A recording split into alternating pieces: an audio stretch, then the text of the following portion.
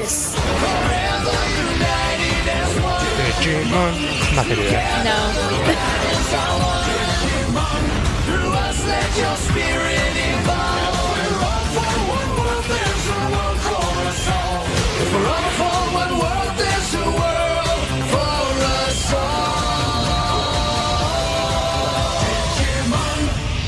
Welcome to Podigious episode 401.5, Smells Like Preteen Feedback. Human Spirits Arc Feedback. Core. Did. Feb. You. Airy. No, you messed it up. Set. Kind. Two. Thou. Zin. Sev. Vin. Teen.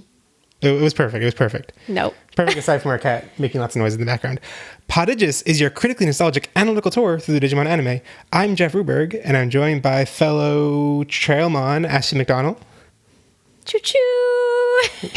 Choo-choo. Choo-choo. Digi-choo-choo. I think I can. Hopefully our sound is not too off this episode. It's another live episode, haphazardly recorded all at once and not with a massive editing process afterwards. The recording environment is a little more suboptimal this episode than last one, so let us know if it is. I thought we made it better.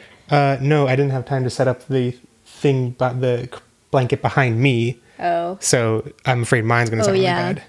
Because it's basically, there's a big room behind us and a glass window and police sirens outside the glass window, so that'll be fun. Yeah, we live in a city. Okay. Yeah. Anyway, so just to quickly announce the winner of the Ridiculous Dialogue Draft from episode 401 was, hold on, I have it right here. Lavender.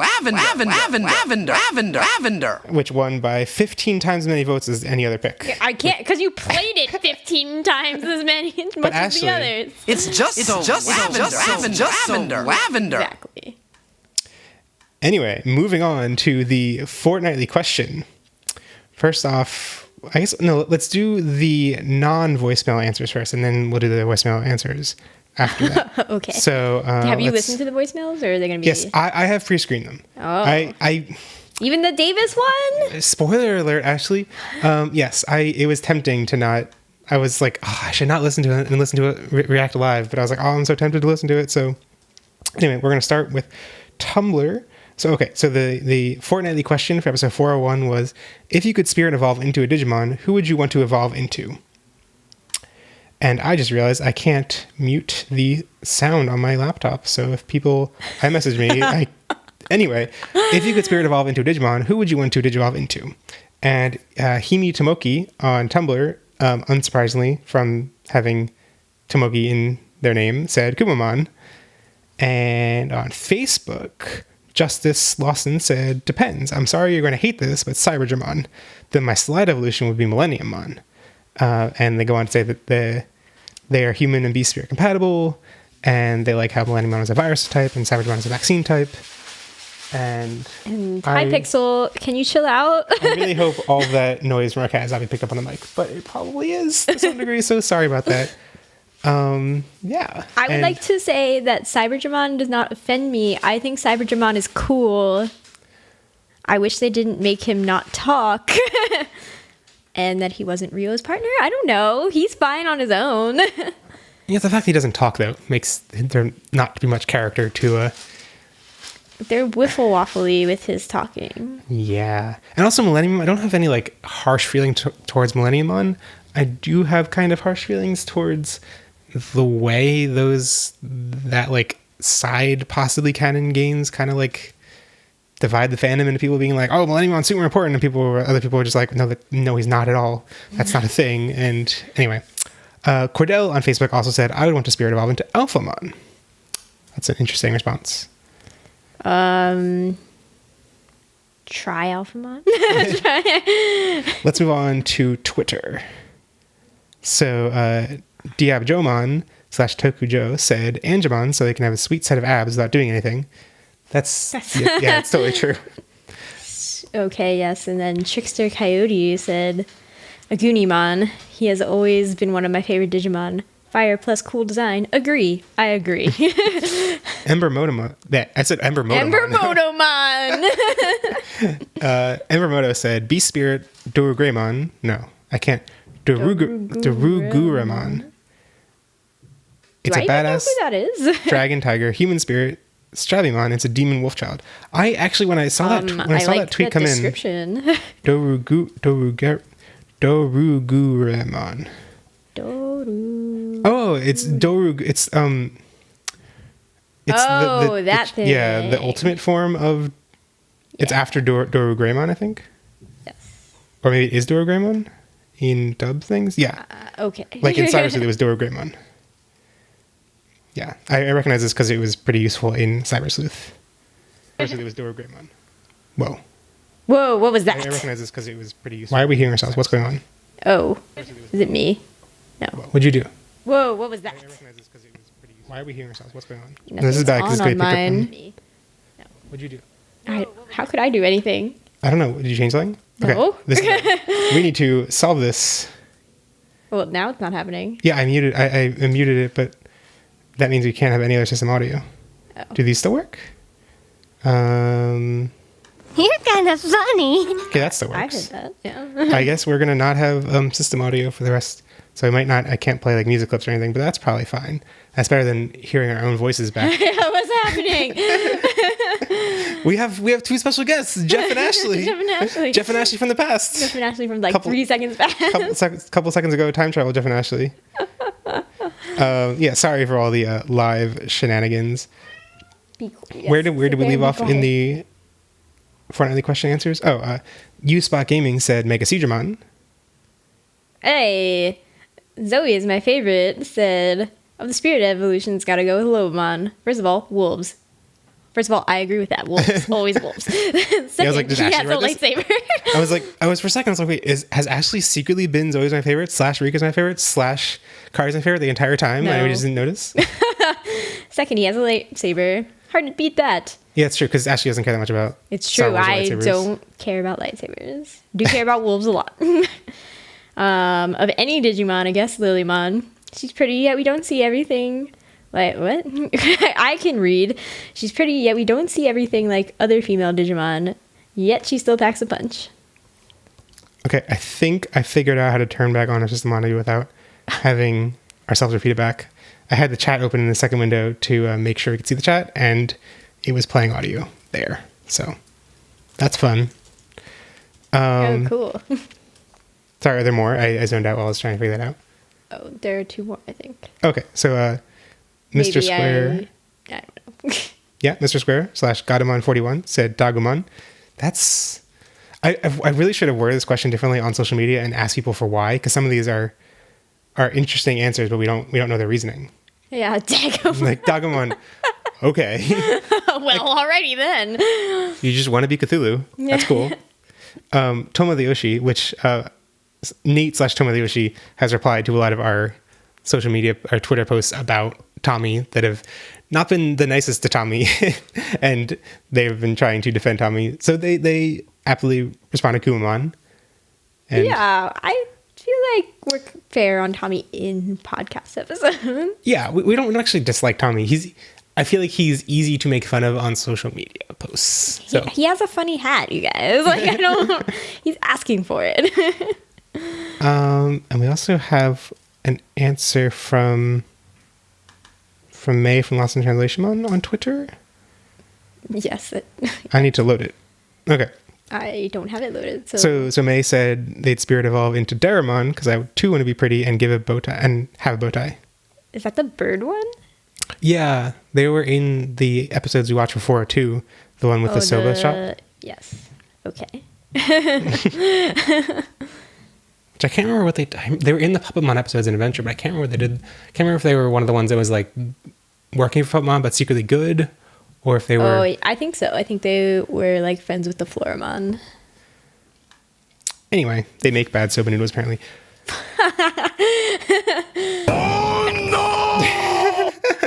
That was not what I meant to hit. I That's meant to hit not this. what I meant to hit, but you totally did.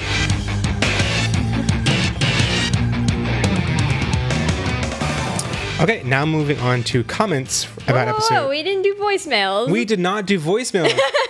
Sorry, now is when I play. Oh because no, you are so right. We cannot move on without doing voicemails. So the first voicemail, again, the question of the week was, what Digimon would you spirit evolve into? So, and yeah, I need system audio because I need to be able to play these voicemails. Good thing I figured that out. Isn't this all good? Yes. So it's like a roller coaster. You're experiencing the live recording, even if you're not listening live. You're just like getting like, are they going to make it? Is it going to sound like anything? You don't know.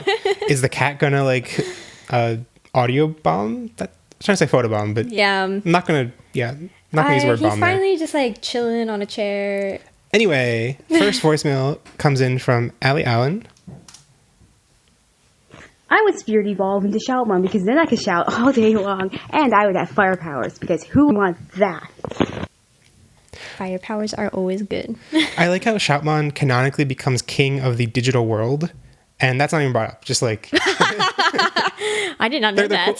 Spoiler alert! Spoilers. It's completely inconsequential. Isn't he a rookie? Oh, like yeah. I mean, no. In the it's similar to Frontier where they don't have super defined power levels like that. But yeah, I mean, but he's a shonen protagonist who really wants to be king of the digital world, and whoa, just becomes it off screen between season mids. It's sounds like you really love Shoutmon. AR Pulver mentions that I just ruined Fusion for all of us, and I don't understand how, because I'm just like, that's...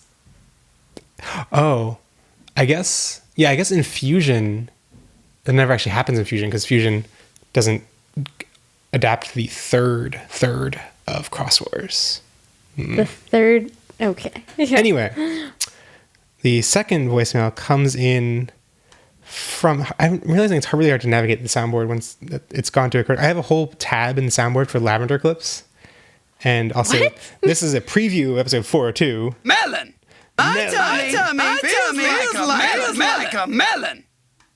We probably lost all listeners. But that's my special... No, it still says my there special are 9. Davis tab. Not Davis. I just called Takuya. Anyway. Yes, we have another... I am just stalling until I can find... The voicemail is from Dave. We have another voicemail clip from our... Davis. Oh, okay. Yeah. Duh. Here it goes. Hold on, I'm going to turn up the volume to make sure this can be heard well. Whoa, hey everyone, it's your old pal Davis giving a fortnightly answer to a fortnightly question. What Digimon would I want to spirit evolve into? Well, I'll let you in on a little secret. Not even Vmon knows, but my favorite Digimon is Gargomon. He has cool machine gun hands and he wears blue jean pants. I think it's pretty rad.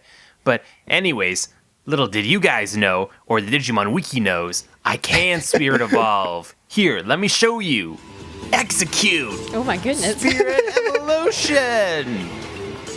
Gargomon. Check it out, guys. I'm Gargomon. You can't see, but honestly, it's me. I have the machine gun hands and everything.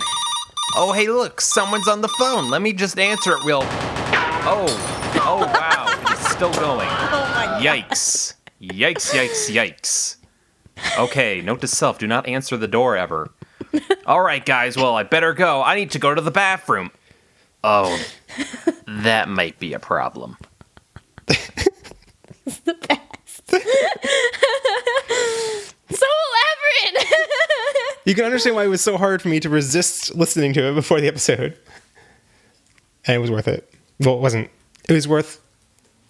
I don't know what I'm saying. It's worth doing the podcast to get those voicemails. Yeah. We hope you're okay, Davis. We hope you solved the gun problem. It's all worth it just for Davis.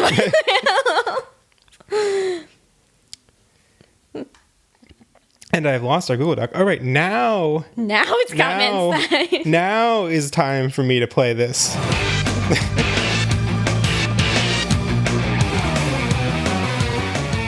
Okay, now it's time for comments, and I'm just checking in on the time. We still have a good 45 minutes left in our timer before the live stream cuts out. Before the world ends. But we do have the opposite of Dirge. We have a lot of comments and not many ask questions. So live stream people in the chat, if you want to give us questions for our question segment, please do. I'm good at speaks. Good and at words. Anyway. Have best words. So we have a couple of different, all these comments come from different things. This first one is from GT Scout on our episode 400.5 episode page, which I guess was the last feedback episode 2 weeks ago. And they said, you could seriously do an entire episode, if not an entire separate podcast series, just covering how terrible the gender depictions are in the season. And yeah, I wanted to bring that up because I feel like we did not go into that enough in episode 401. You know, 401. Right. People haven't heard 402 yet, actually. I actually thought we didn't rage enough in 402. That might... Well, yeah, you wanted to keep raging, and I apparently cut you off from the rage. No! But I was like, it's all just so obviously bad that I don't even have to say it. Like, but there was stuff in 401 that I think we kind of like, because we're covering in larger arcs, there we don't have as much time to, or we kind of forget the smaller... I'm trying to... oh my God, I keep thinking microtransactions instead of microaggressions. Okay. We forgot the smaller We forget the micro transactions. words. Anyway, wait. Shut up, Pixel. Stop looking cute. Anyway, yeah, and you know, like one of the other things I want to point out that, oh yeah, this wasn't for my comment, but it was just inspired by listening to Lost in Translation on episode 86, which was when they covered Frontier episodes 3 and 4, and May raged a lot about Kazemon not getting to win in her evolution episode, or Zoe not getting to win when she evolved into Kazemon. And I feel like that's something that we talked a lot about Kazemon being fan service in 401, but we didn't. I'm pretty sure we acknowledged. I think we mentioned it. Yeah. But we were just like, oh, that's frustrating. Yeah, okay, it's frustrating. But like, I have nothing more to say. I mean, I have nothing more to say because I don't like thoroughly care about these characters. Yeah, I guess that's the, like, yeah. It is incredibly frustrating when you look at the structure of Digimon, but also like, it's hard to care that much about Zoe. Yeah, like I'm finding it hard to care about any of them, to be honest. Yeah, especially in those first 9 episodes. Yeah. In 402, I'm like, all right, I care about you a little bit. Yeah, I mean, but it's also just like, I think in the episode acknowledged like it's frustrating that she is put down to the level of Tommy, that like Tommy and Zoe. Okay, no, wait. I saw you make the banner, and I looked at the banner, and Koji and right, the banner makes it Takuya- explicit who scans and who doesn't scan. Yeah, and I was like, wait, why? Did I just not get the pictures of No. Kumamon and Kazemon scanning? And then I was like, no, wait, it just didn't happen.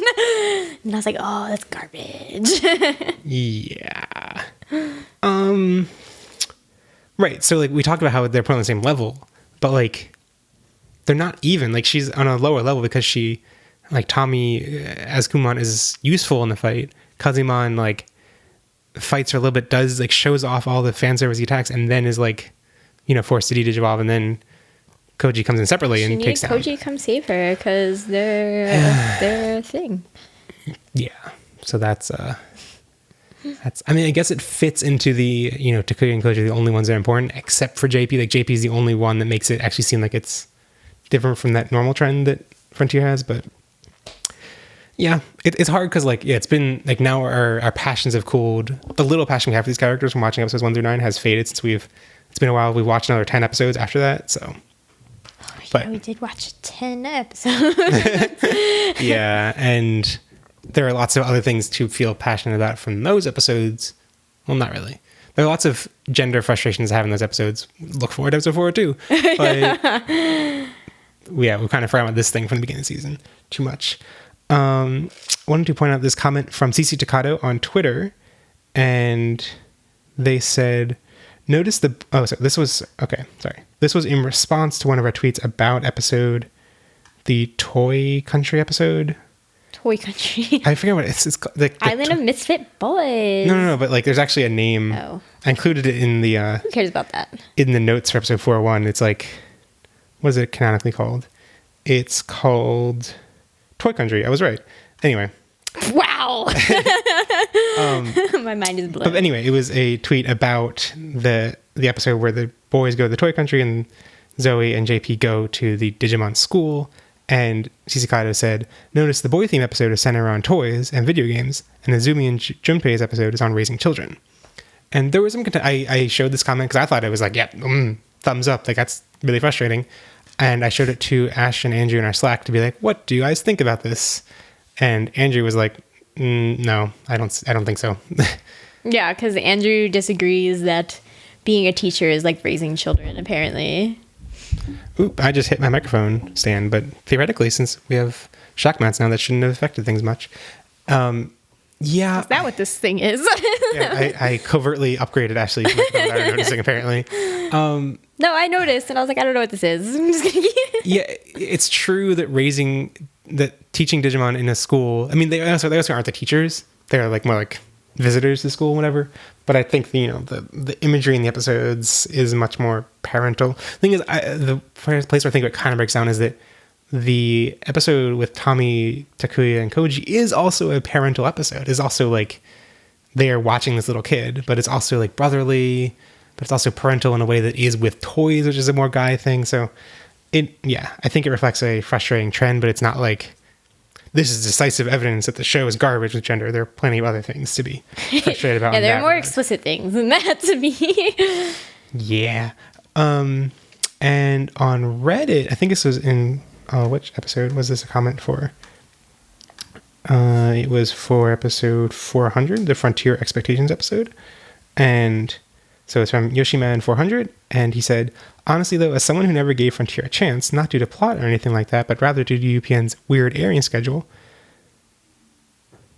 And I'm sorry, I'm trying to remember what in my notes I wrote down as my own thoughts and their thoughts. Yeah. He said, I was like, what? I've always assumed UPN aired new episodes first, not ABC Family, though I may be wrong. I'll be looking forward to hearing your opinions, although if I ever choose to watch it, I take it subbed. I wanted to read this because in, I think, multiple episodes by this point now, I've insisted that it definitely aired new episodes on ABC Family, and there were reruns aired on UPN in syndication. And that was apparently the misconception I had at the time, and I've just solidified that as fact in my brain, and looking it up, yeah. Like Jeff's full of alt facts. Yeah, alt facts. It's the alt-right with alternative facts, actually. It's not alt facts. No alt facts from the alt-right and the alternate reality. Anyway, yeah, so when I looked it up in Wikipedia and stuff, it says that new episodes aired on UPN, and then later reruns were aired on ABC Family. I'm sure it was the kind of thing that, like, at the time, with the internet was totally a thing, but like information on the internet was not as centralized in useful places. So, and there were, like Digimon resources at the time, but I was not aware of them and probably didn't get the right information. And as I recall, UPN, I remember thinking there was this trend that newer episodes would air on Mondays, and they'd air older episodes the rest of the week. And apparently those those are the airing dates for those episodes, is those Mondays. So, yeah, anyway. My comment here says, yes, Jeff is stupid for insisting this. Anyway, we had a lot of discussion in our comment section for episode 401 with Chris McFeely about the human/white savior narrative. So I'm just going to read his first comment. And so he said, for you guys, I gotta tell you, I was struggling not to reach for the fast forward button during that white savior narrative bit. Is the Wizard of Oz a white savior narrative allegory? Is The Lion, the Witch, and the Wardrobe? Or is it just a totally normal fantasy quest plot structure in stories where humans go to another world/time that literally only takes on problematic qualities when you overlay onto it real-world systems that it was never meant to reflect? Way off base compared to your normal insights, and I was surprised not to hear Asher smack down the idea immediately. So we had I had lots of back and forth, actually I too, about this argument, or about this comment. And I think there are definitely flaws and holes in the whole human savior narrative thing that I had last episode. And I agree with you shouldn't call it a white savior narrative. Oh, yeah, so that is something that, like, I think may have come off wrong to a lot of people, is that I never wanted to call it a white savior narrative. What I wanted to say was that what the show does has, to me, similarities that are troubling to the white savior narrative. Not that it is an instance of the white savior narrative, but that it is taking on a structure which to me is like, this is very similar to that thing that is very problematic. That is troubling. I hope people didn't get the takeaway that I was saying, this is an instance of it, this means it's terrible. It was more of a like, I think it's kind of troubling. And I meant to be like, so what do all you guys think? And because of the recording was going along, whatever, we didn't get to have a thorough discussion of the flaws in my argument. But what else are you going to say, Asha? Right. I mean, I was gonna say like, yeah, I wouldn't call it an instance of it, but I didn't wholeheartedly disagree with any of your arguments. It's like, yeah, elements of that are there. And I think it's especially applicable to something that's called Frontier and is clearly about like Yeah. That was something we being didn't. a frontier. Yeah, that was something that we didn't bring up, and you've mentioned a couple times since that. Like, it seems like the name Frontier is supposed to be evocative of the, like the U.S. frontier, and it is right. Like it implies a like, you know, uninhabited land that people are discovering for the first time, which the digital world is definitely not. Yeah, and like America wasn't either. But that's just Right. like a fiction that we tell Right. ourselves. It's very Columbus-ish. Yeah. And I'm really curious if anyone knows what the connotation of the word frontier is in Japan. Because, you know, like the name is Digimon Frontier. It's also frontier in Japanese. And I'm really curious if it has a totally different connotation in Japanese culture. And there's just like, no, that's not how we view it at all. So hope someone writes in about that. Yeah. Well, I mean, it's like Frontier can also just be like a boundary, but it's like, it's clearly not going for that connotation of it. It's not like... Right. I should actually I mean, there ask is like people that about double connotation of it because it's like boundary between digital world and real world, but that's not the guess so. emphasis. Like, I guess so.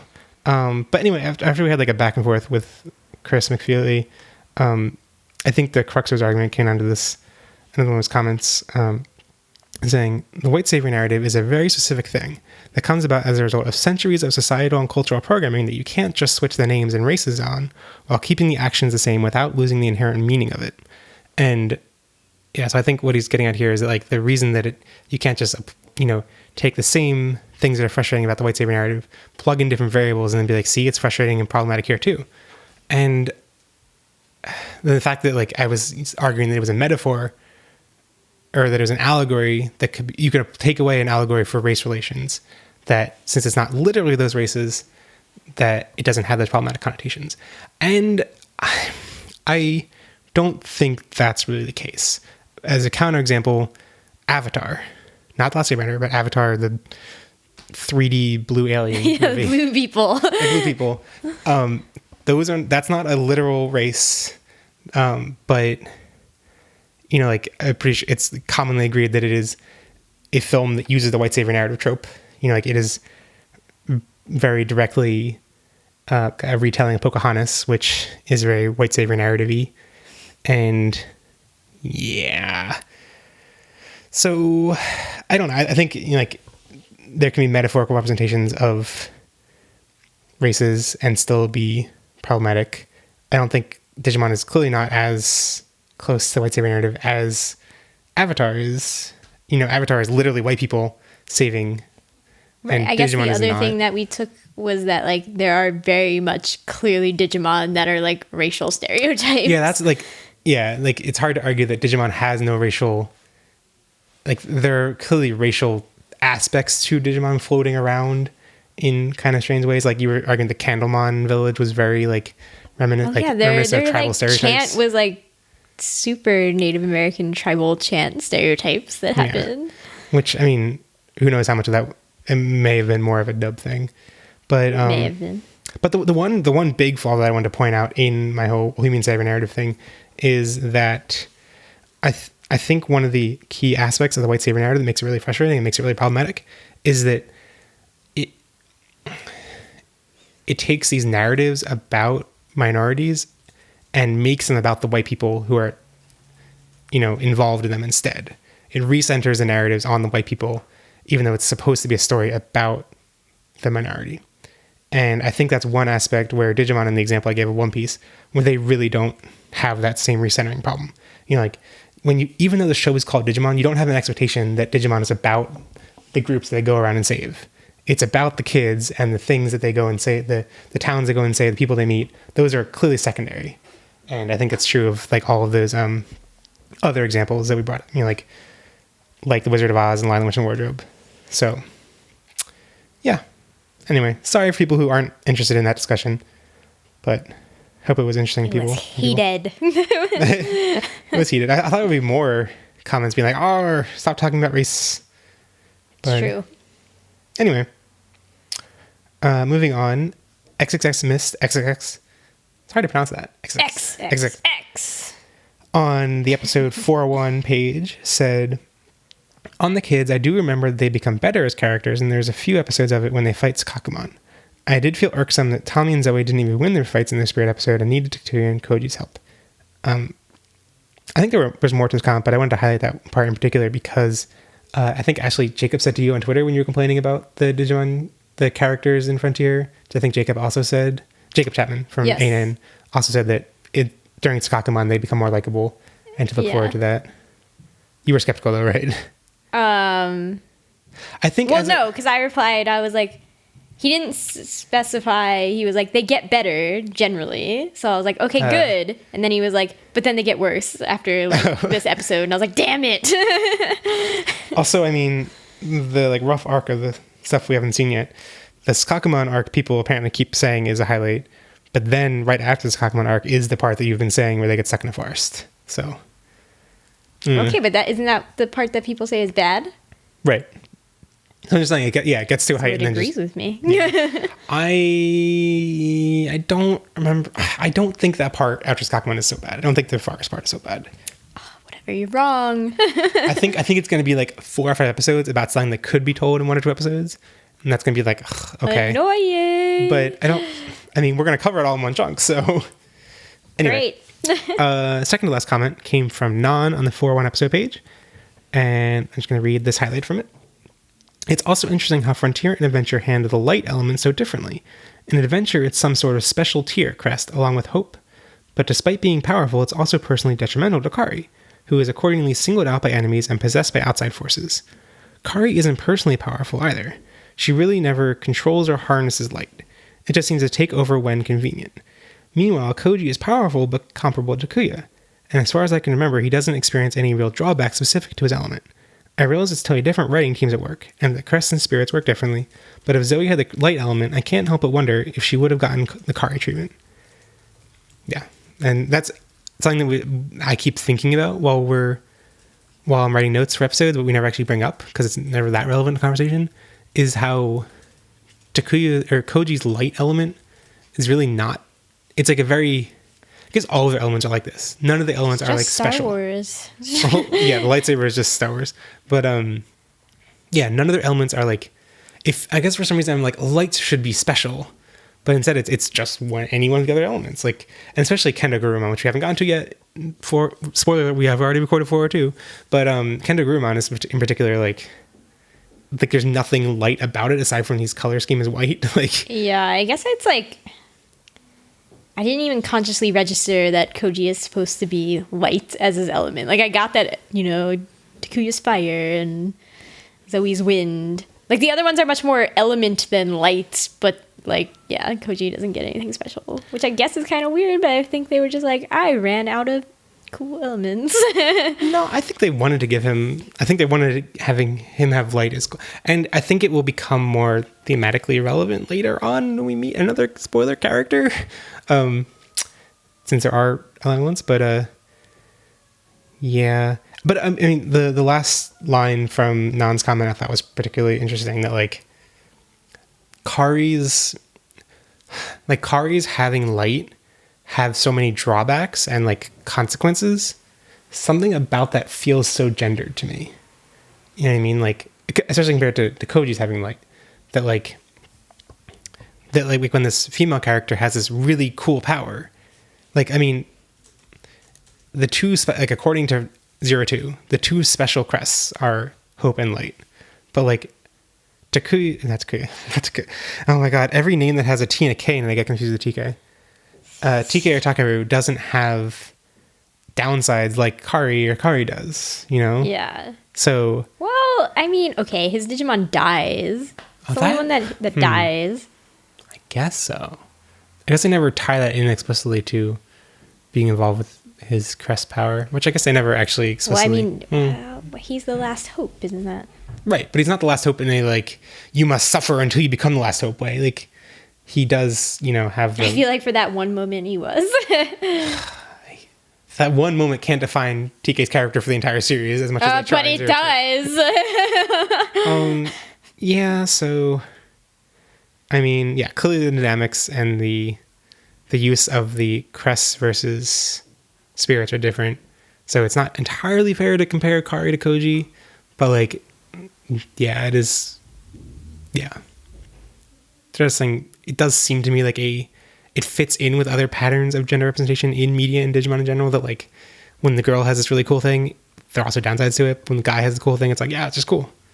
And yeah, I'm actually pretty curious because like they mentioned that Koji doesn't have any downsides, but we've talked. I think like Ash pointed out, I think in episode 401, that like whenever Koji's done fighting, he like seems to be more. Oh yeah, because he just gets thrown off cliffs all the time. But without going to spoilers, I think there might be a canonical reason why Koji would be more drained, but I might be inferring that from stuff that I don't think there actually is. Not sure about that, and it would be way. I don't know. I don't really trust the show so far to have been so subtle about that. You know, like I feel like if there were something we're supposed to be worried about that on that front, it would have been foreshadowed much more explicitly. So I don't think there's a reason for him to be more drained. I think that was just coincidence or whatever. The last comment actually came from a while ago. I think it was from our last Try PV episode, which I don't even remember when we did. It's like ages ago. I don't remember. I mean, YouTube said the comment was from a month ago. I guess that was like December. Was there a PV? That 2016. Yeah, I remember when like there were the Dark Masters and Asher for not watching the PV when we did that. The Christmas. No, it was a PV holidays. episode. Yeah, right. But I'm saying it makes sense that it came out around then Right. because It was we before made that. fun of him. Anyway, the comment was from about a month ago. Anyway, it's from Corey to Prime on YouTube, and apparently we were talking about. Well, it's explaining the comment about the ship of Sora dating Takaru to make Yamato mad thing. My personal favorite ship has always been Tai X TK, not because I think it's cute or anything, but because every fan art / fanfic portrays Yamato as super mad and not having any of it, or having none of it, and. Yeah, that was not something I've ever really thought about before. But I get their names mixed up enough. Yeah. Kakame and TK, so. All T names are the same. Something about, I don't know, crossing the line from the Adventure Kids to 02 Kids, or, you know, the two young ones in Adventure and the older ones seems wrong to me. Yeah, you can't do that. It's not allowed. Like, in the scheme of things, they're only, like 2 or 3 years apart, but. I guess. So. He's 8 and they're. I don't remember the numbers. Based on Try, you know, like Joe is supposed to be in his 3rd year of high school. I think most of the kids are supposed to be in their 2nd year of high school. And then Chike and Kari are still in middle school. I can't remember which part of middle school they're in. Whoa, Oh no. Our cat is trying to climb the Here, can I blanket close wall your that feet? we've put up to I'll pet you. help sound a little bit. Oh no, you can't do this. Okay, please. No. We lost the cat. He fell off a chair. Anyway, I think that's all we got for questions. Comments, yes. Don't talk over with the will, Ashley.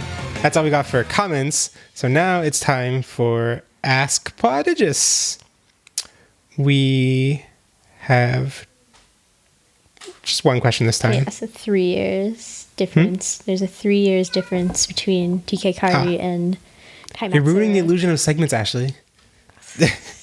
Whatever.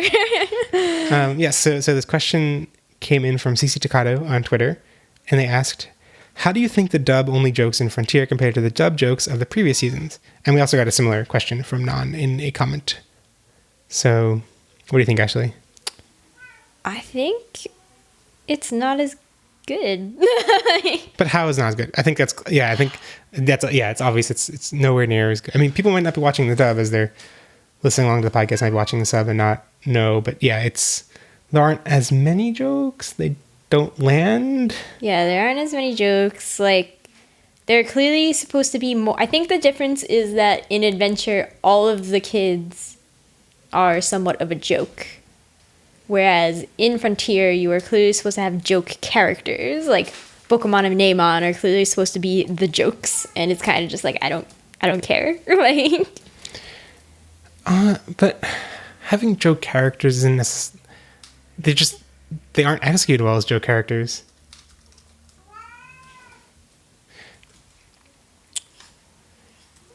So, like, I don't know. I don't think it's inherently because they're joke characters or not. well, I don't know. I just also feel like, yeah, the humor is like either it's outrageous, but in a way that like isn't particularly funny. It's just kind of like, what? Like, how did you get here? Like, I mean, I definitely had the most, like, my memory of Pokemon and Amon was like, ugh, they are the worst. They're annoying. They're frustrating. But I had the most, going into the season again, hope for them. Like, maybe they'll be so much better than I remember. And no, they're just like, I mean, having joke characters when none of their jokes land isn't really...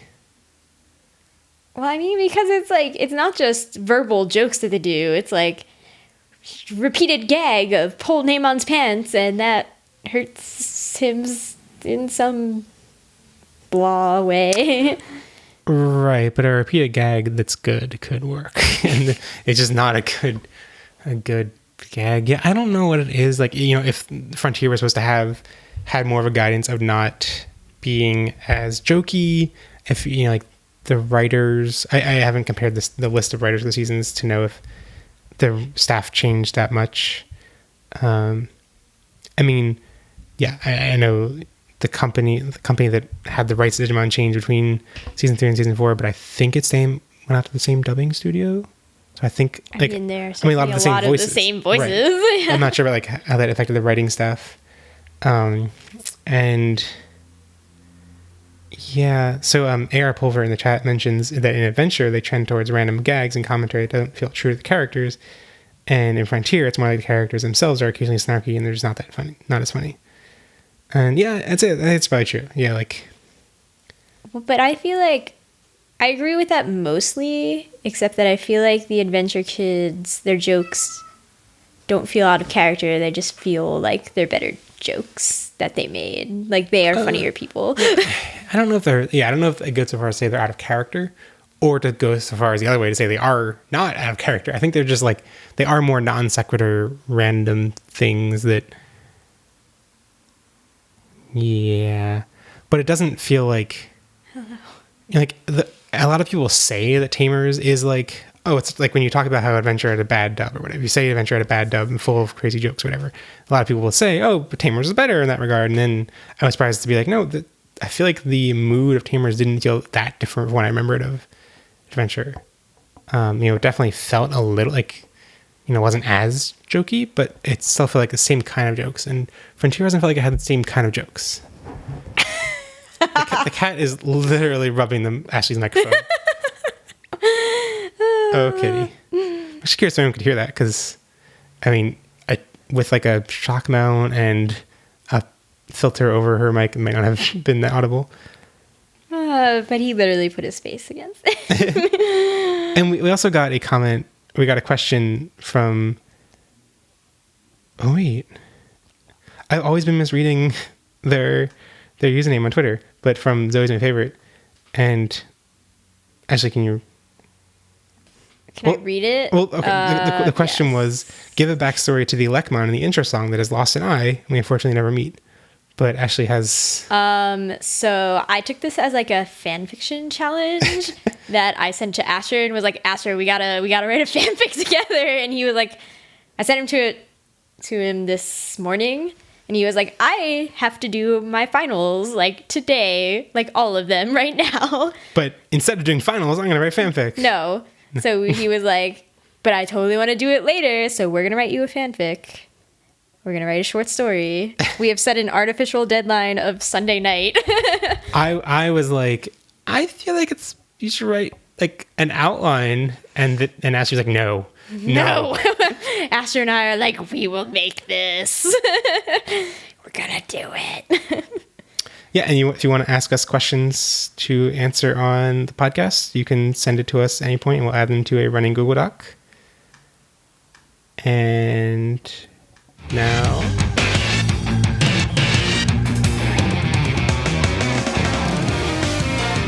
So now Whoa. it is time for recommendation articulation, where we plug things we want to hug, tug things we want to hug, hug, tug. Tug. Don't bring tugging into it. Yeah, I will start to recommend something, and then Ashley can figure out what she wants to do. Oh, boy. This is I had a topic which I was going to choose, and then I was like, no, I actually want to recommend this in the presence of Asher, so that Asher can react to it, or Asher can be inspired by it to read it too. So what should I recommend instead? Yeah, this is kind of like, it'll become more relevant as time goes on, but it's fine to recommend now. Your Name is something that we talked about on the podcast before in episode 314.5, which we recorded in Japan, when Ashley and I saw it in Japan. But since then, it has been announced that it is coming to the States, at least, maybe other countries, but I think it's already aired in Australia and UK. But anyway, it's coming. Funimation is bringing it to movie theaters in the States in April, I believe.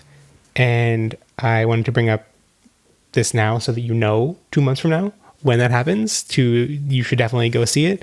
If you didn't listen to 314.5 or don't know about this movie, it is from Makoto Shinkai, anime director, who has made a lot of movies before that have looked gorgeous, but been like, it's kind of an interesting story, but not much to it.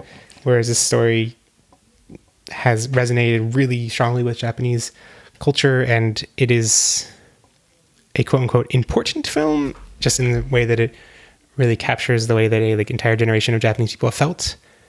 And I don't want to go into too many spoilers about why that is. There's a pretty clear metaphor at the core of the movie, but it's a great movie. It did not get nominated for any Oscars because the Oscars are a broken system. Stop And- eating my headphones. Now the cat is eating cables. But yeah, letting people know about it now, because there might be a limited window when it's actually in theaters in April. It might be hard to find in theaters, so people should have it on the radar now so that they can, once they hear about something in February or in April, jump on it and get advantage to see it. I've Take been advantage of seeing like, can I ask my coworkers to go see it with me? Can it be like the one thing I've ever asked them to do with me? And be like, you guys, you have to come see this movie to see how it got totally ripped off by not having an Oscar nomination. I mean, I am so curious when I hope it it gets covered by the recent One Piece film Gold got covered by New York Times, and What? it was a pretty funny review, because they were their conclusion was if you're a 10-year-old or tripped up on Adderall or whatever, that Adderall? Adderall, yeah, you'll love this movie or something. It was a really kind of you need to be either a child or super hyperactive in order to enjoy this movie. And yeah, basically, I mean, that's what happens when someone who isn't invested in One Piece at all and probably doesn't like animation sees something like that. But anyway, Yeah, I mean, the New York Times cut the manga bestseller list, so what do you expect from those fools? yeah, it's true. They're haters. There's a whole, I mean, their supposed argument for that is not that they totally disvalue manga and graphic novels right. and comics. It's that they want They're to like, do more. we're ramping it up. Yeah, that's. I don't know. I don't know how to feel about that. I probably should know how to feel about that. I should talk to people at work, but I haven't talked to people at work about it. So, but I mean, just I feel like the manga fan community cared a lot about those lists. I don't know. I mean, it's helpful stuff, man. It just, I feel compared to other, I just got the impression that manga fans cared more about the New York Times bestseller list than, YA fans would about a YA list. I feel like there are so many more resources to find lists for popular fiction and stuff that are going to be more tailored to your niche, whereas with manga, that's not true. I guess also, as I'm saying it now, fans caring about a ranking is often a little bit problematic, because they really want the things that they like to win. But people also use it as a way to discover things. So anyway, Ashley, what's your recommendation? What is my recommendation? Don't say Democracy. This is you know what? Democracy is still a good recommendation. I don't think I've recommended this before. I'm gonna go with Match Game slash game shows in general. Game shows are my... If I had the opportunity to watch game shows all day, I'd probably do it. But like, I've done that before. But Match Game is currently... They've revived it. It's an old game from like the 70s. I thought it was just a summer thing, you said at one point, but it's back No, they again? brought it back again. It's magical. Okay. There are new episodes. It's probably one I can watch right now. So exciting. Anyway, Alec Baldwin is the host, and then there's a celebrity panel, and they're playing... Is there a game that it's like based off of? Whatever. They Match give Game? you... Yeah. It's based on Match Game. I don't know what it is. Whatever. They give you a sentence, and you have to fill in a blank, and the blank is always something like dirty. Wait. Zoe's my favorite in the chat, says that they were on Let's Make a Deal a few years ago. What? You must link me. We did not know that you were Howie game Mandel. shows. The plot twist. Yeah, I mean, I was totally all about Let's Make a Deal, so link me some episodes. That is really cool. Also, I never like Let's Make a Deal though. Wait, that's one thing. Yeah, that is the Howie Mandel one, right? With the briefcases and. So it might be a different one. I get them all confused. They all have similar names. No, it's a different game. Oh. That's... So here it says it with Wayne Brady. Wait, did you meet Wayne Brady? Now we're just talking to the chat. Oh yeah, that show. What am I thinking of? Yeah, what is that one? Deal or No Deal? Deal or No Deal. Yes. I actually don't know Let's Make a Deal. Deal or No Deal was I silly remember it 'cause was on like CBS, right? Deal or No Deal was just frustrating because it's like you could just make a formula for the expected value of the thing, and then Oh like, yeah, they're just people making were it- real dumb about like the offer that they were gonna get. Yes, it was on CBS. Okay, I know which one this is. I don't know how to explain that one. That one's more complicated. They like have doors and you pick them, right? I don't know. It's something. Wait, is it a? There's a famous game show. Oh God, I'm totally blanking on the name. But there's like a problem that's often brought up in economics because of the statistical modeling of it. It's a very counterintuitive. Oh my God, it's the door problem. I'm just gonna look up door problem and it might come up. The Monty Hall problem, which Yes, AR Pulver says that as well. Monty Hall problem. I'm wondering if it's like a recreation of that original thing, the Monty Hall problem, that the game show the Monty Hall problem is based on. Do you know that thing, Ashley? No. I mean, I'm not sure what is... Oh, wait. It's the Monty Hall problem is loosely based on Let's Make a Deal. Okay. Wait, this story's getting confusing. What's based on what? We're all going in circles. So the Monty Hall problem is you have three doors, and you have, for example, a new car behind one door, and you as a contestant pick a door that you choose, and so you've picked a door. After you've picked a door, say you get it wrong, the host will say, Ashley, you got it wrong. Do you want to change your pick? Wait, no, that's not right. I did this totally. Oh my God. I did this totally wrong. You pick a door. They don't tell you if it was right or wrong. Yes. But they remove one of the. I've seen this game show. They remove one of the other options. So so this is the same setup as the. They remove one of the other options and then say, do you want to change your answer? Monty Hall was the original host of the show. Right. Because it's Anyway, also okay. based off... There are no new game shows except The Wall, which is also pretty good. Anyway, You should watch so that. you know the concept that like once you removed the third door, do you change your answer? I don't know. I never understood this show enough for this. I like Match Game because you're just supposed to say penis all the time. Like, that's basically. That show. Also, the celebrity panelists are usually good. It normally has, like, somebody. It usually has from one Jimmy good person Schmidt. or two good people. And No, the last one had a bunch of good people. anyway, that is weird because it's like we have to be PG, but like go as far Yeah, they close to just the line as you bleep out can. all their crap. Yeah. Anyway, the point is, you would think that if you remove a third door, that like you still that wouldn't affect the probabilities because there's still two doors, and it's still like removing the third door shouldn't change the probability of the door you picked, but it actually does because. I can't think of a concise way to explain this in 5 minutes, but yeah, it does because the odds of Yeah. Yeah, I forget. It's something about like Jeff right, likes 'cause trying to explain like he understands math things, but then he gets confused. you pick a random door, and then once the third door is removed and there are just two left, you either go with flipping or not flipping. And Yes, right. so your first pick, when you pick one of the three doors, you have a 1 in 3 chance of getting it right, Yes. and a 2 in 3 chance of getting it wrong. And the 1 in 3 chance of getting it right, flipping is wrong. And so that's a 1 in 3 chance flipping's bad. The 2 out of 3 chance that you pick a wrong door initially, flipping is the right choice. So there's a 1 in 3 chance where flipping's bad, a 2 in 3 chance flipping is good. So you should flip. Anyway, that's Always flip. Always be flipping. Zoe's and her in the chat linked to the Monty Hall problem Wikipedia, which I probably just should have done because you Because can read. Jeff is confused. You can. No, I'm not confused anymore. I got it now. It was more of a question of whether I could explain it concisely and quickly. But we basically are done the episode, so I had some couple minutes to fill. I pretend that I understood anything Jeff said. I just watch game shows. I really like word game shows. What other game shows do I like? I like Lingo. Family Feud is okay. It gets overplayed, though. Overplayed.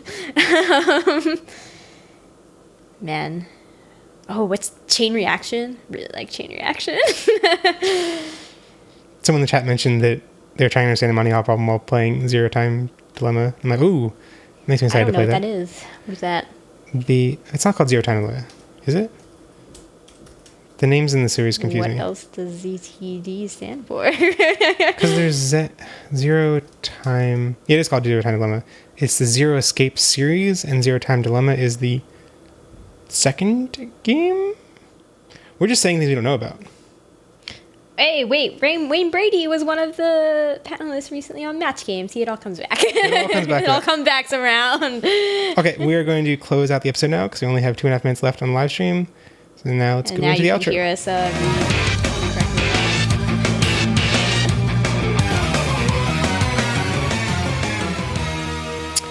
You can find the full show notes and comment thread for this episode at podigious.com/401.5.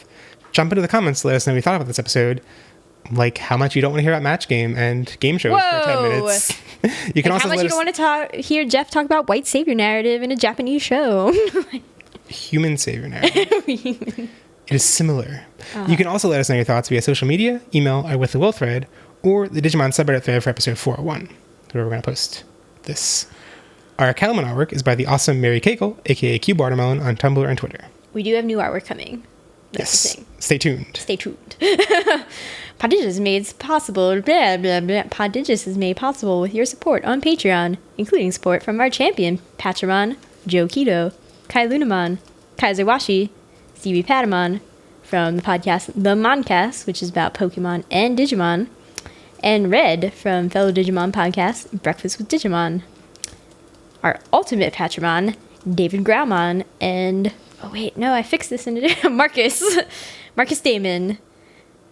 That's totally his real name. Obviously. Marcus is his real name. Okay. And our Mega Patramon. And our Mega Patramon, Sam Kriwagamon, also on the Moncast, and he would like you to check out his partner's Tumblr, which is purple-pixel.tumblr.com. They are doing Animal Crossing drawings that are really, really cute. If you want to support the show, check out our Patreon, where for $1 a month you can join our private group chat on Slack, where lately we've been talking about crappy jobs and Crappy jobs. well, Wow. I mean, a Patreon just started a new job and is frustrating today. We've been what talking else? about Next World Order. Next order. Next- Digimon World Next Order, not Next World Order. Anyway. Words. We also talk about words. We talk with words. Yes. You can also get cool stuff like commentary tracks and behind-the-scene notes for $3 a month, a new sticker and button every month for $10, ability to choose episode topics for $15, and a monthly Skype hangout with me and Ashley for $10, $20, $25. 10 plus 15. You can find Podigious on Twitter, Tumblr, or Facebook.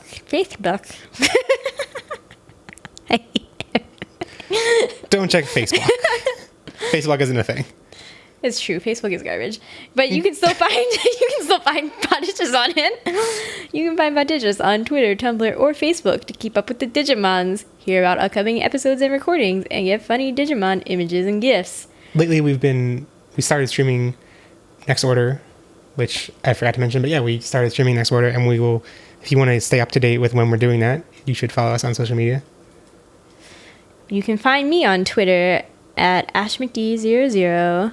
You can find Jeff on Twitter at, I wasn't looking at the doc, but I know what it is. I'm definitely Jeff on Twitter, and apparently it's a bad idea to try and change up how we read this part because no one seems to get it every time.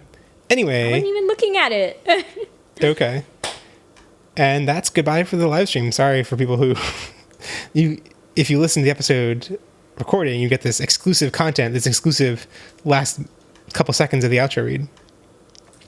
So, yeah. Share the podcast with your friends who know how to read the outro text properly. And Whoa. don't share the podcast with your friends who engage with the live stream chat all episode and don't listen to each other. We are figuring out how to do this whole live stream thing and how to engage with the chat. No, when you were reading that one comment, I had already read it, so I knew what it was. So I read comments in the chat. Don't you try to sass me. I know what I'm doing. Do you? I don't think any of us know what we're doing, actually. None of us do. And join us later this week for a super episode. We keep teasing it. We keep saying super. Super. And next week for the Beast Spirits arc with Frontier episodes 10 through 9. Bye. Bye. And remember, never stop digivolving. I totally did that thing wrong. I was supposed to Wait, what? I was supposed to unduck it in the middle, once we got to the end, but I kept going for too long. Anyway, live episodes, everything's crazy. The problem is recording every 2 weeks means that we kind of forgot how to do this in the 2 weeks in between. Anyway, did I say never stop digivolving? I probably did. I think I did. I'm pretty sure you did. So it's time for Digivolve your differences. It sounds much more corny this way. Pixel's just like, fade May. Fade May. Fade May. Are you eating stuff off the floor? Stop it. And that's a good note to end the podcast on. Don't eat stuff off the floor. Stop it. Especially if you're not a cat.